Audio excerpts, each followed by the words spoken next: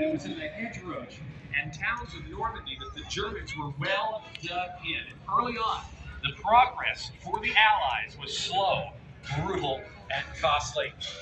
American infantry relied on these vehicles for a great deal of protection, mobility, and fire support.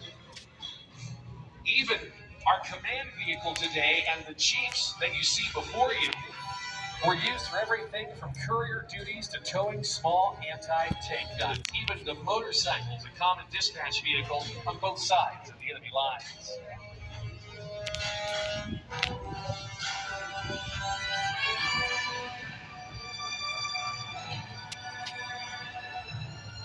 As the B-25 and the P-51 Mustang worked their way in from the left to provide air cover, it was difficult during that time due to the very differentiating terrain that existed in the European theater of operations, from the plains and the fields of Germany and Berlin, and all the way down in the southern part of the continent towards the mountains and ocean missions of the state.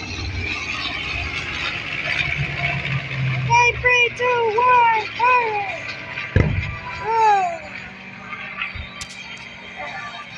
The push forward for those ground troops was a dangerous endeavor, and progress often was measured only